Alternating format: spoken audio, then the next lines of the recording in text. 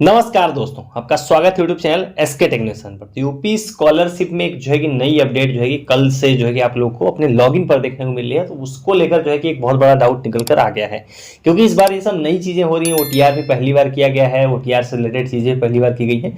तो डाउट्स जो है कि नए नए निकल कर आ रहा है। उसी कड़ी में एक नया जो डाउट निकल कर आया, कभी आप लोग जो लॉगिन वाला पेज होता है वहाँ पर स्टेटस के नीचे एक नई जो है कि आपको लिंक दे दी गई है, वो है request for update in OTR. ऐसा जो है कि आपको एक लिंक आपको देखने को मिल रहा होगा। आप लॉगिन सभी लोग कर पाते हो यहाँ पर, जो कि लॉगिन में आप जब देखोगे तो मतलब मैं आपको दिखा देता हूँ।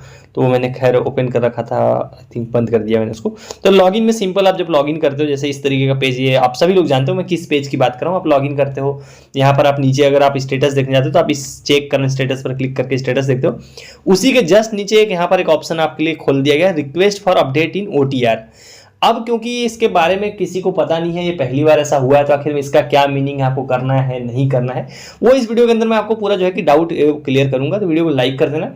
अगर आप चैनल को सब्सक्राइब नहीं किया है, आपने पहली बार वीडियोस देख रहे हो, आप देखते हो लेकिन सब्सक्राइब नहीं कर रखा है, देखो यार, अगर आपको सही और सटीक अपडेट पानी है, आपको भटकना नहीं है, तो तुरंत सही चैनल पर आपको सब्सक्राइब करके रख लो। और आप मुझे सपोर्ट भी कर सकते हो, इससे मैं थोड़ा और मोटिवेट हूँगा आपके लिए जो है कि ऐसी अपडेट्स लाने के लिए।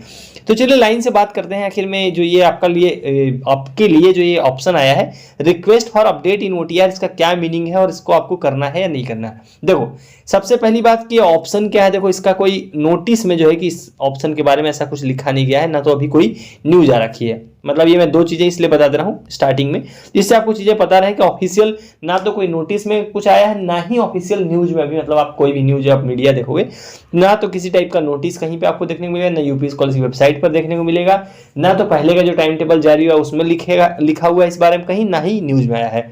तो जो अभी मैं जो बताऊंगा वो मैं अपनी तरफ से आपको बता रहा हूँ, मेरे एक्सपीरियंस के साथ बता रहा हूँ, और आपको वो चीजें समझनी पड़ेंगी। ये तो हो गया मेन चीज, जो मैंने आपको डिस्क्लेमर है वो सब बता दिया। अब सवाल आता है कि ये है क्या और आपको इसमें करना क्या है। देखो, ये जो ऑप्शन आपको दिया गया है, ये आपको ओटीआर में करेक्शन अगर आपको करना है, कुछ आपको उसमें चेंजेस करने हैं, उसके लिए ऑप्शन दिया गया है। अब ओटीआर अगर आप ध्यान से, अगर आपको याद होगा तो आपने ओटीआर किया था, उसमें सिर्फ और सिर्फ 3 ही स्टेप थे टोटल, आपने पूरे किए थे।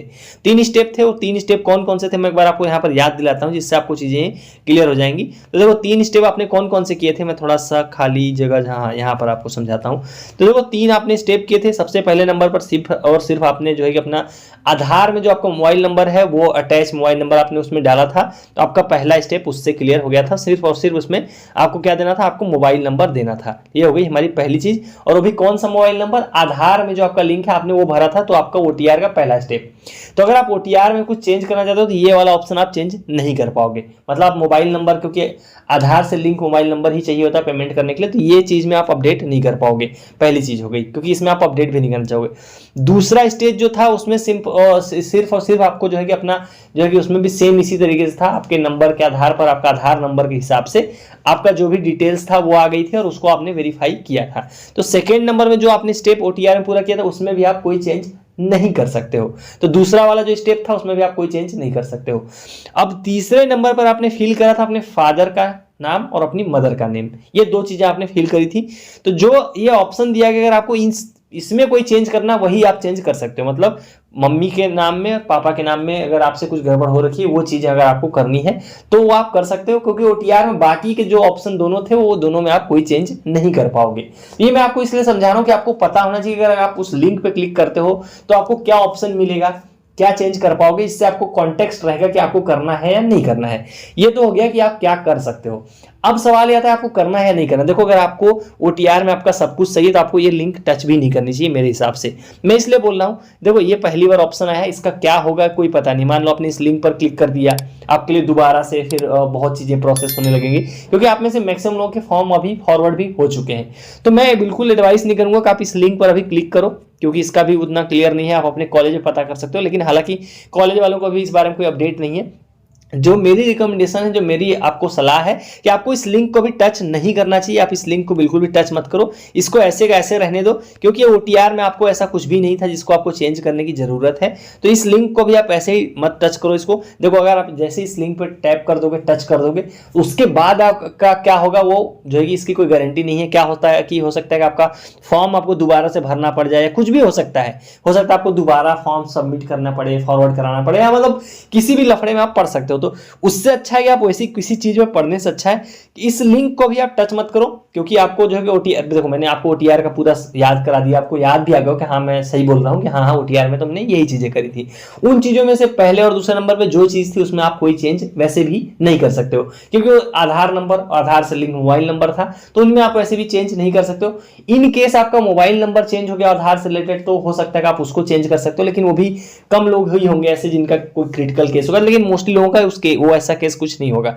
तीसरे में सिर्फ और सिर्फ फादर का एंड मदर का नेम है, उसमें आपने लास्ट अगर स्टेप आपको याद होगा ओटीआर का, तो आपने अपने मम्मी का पापा का उसमें आपने नाम वगैरह उसमें डाला था, तो वो चीज़ अगर आपको चेंज करनी तो आप कर सकते हो। लेकिन फिलहाल मैं अभी थोड़ा सा वेट करना चाहूंगा कि आप थोड़ा वेट कर लो 2-4 दिन, इसमें अगर कोई ऑफिशियल नोटिस न्यूज आती है इसके बारे में तो मैं डिटेल में आपको जब बता दूंगा, तभी आपको इस लिंक को टच करना है। अभी आप में से कोई भी इस लिंक को कुछ भी आप मत करो, इसको भी आप वेट करो। फिलहाल मैंने जितना आपको समझा जो है कि सकता था, मैंने पूरा आपको है कि इसका कॉन्टेक्स्ट बता दिया, सब कुछ बता दिया। उम्मीद करता हूँ आपको ये क्लियर हो गया होगा आखिर में है क्या ये और ये लिंक क्यों दी गई है। तो फिलहाल यही चीज है, और ये लिंक देने का ये बिल्कुल भी मतलब नहीं है हर किसी को ये लिंक पर क्लिक करके आपको ये स्टेप पूरा करना, ऐसा कुछ भी नहीं है। ये आपके फॉर्म का कोई स्टेप का हिस्सा नहीं है, क्योंकि जो मेन चीज है आपको ये ऊपर लिखी हुई चेक करंट स्टेटस, आप इस पर क्लिक करो, आपका जो भी करंट स्टेटस वो आप देख पाओगे। देखो आपका आपके लेवल पे जो भी काम था वो आपका वहीं पर हो गया, जैसे आपने अपना कॉलेज से फॉर्म फॉरवर्ड करा लिया।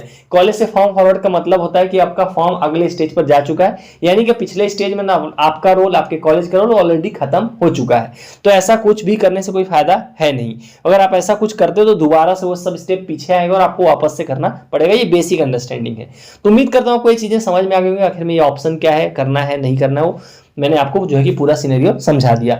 इसके अलावा आपके कोई भी पहले के डाउट है, आपको कोई डाउट आ रहा हो तो आप कमेंट सेक्शन में पूछ सकते हो। उसके अलावा टेलीग्राम चैनल, टेलीग्राम ग्रुप, दोनों पे आप जुड़ सकते हो। यूपी स्कॉलरशिप का ग्रुप मैंने बना रखा है, वहां पर 3000 के आसपास आप में से लोग हैं, तो एक दूसरे की हेल्प कर सकते हो, उस ग्रुप से जुड़ जाना। बाकी आप मेरे को फॉलो करना चाहते हो तो इंस्टाग्राम की लिंक आपको मिल जाएगी, आप its_SK8 ये भी सर्च करके इंस्टाग्राम पर आप मुझे फॉलो कर सकते हो। तो चलिए इस वाली वीडियो में इतना ही। Thank you for watching, stay tuned to SK technology.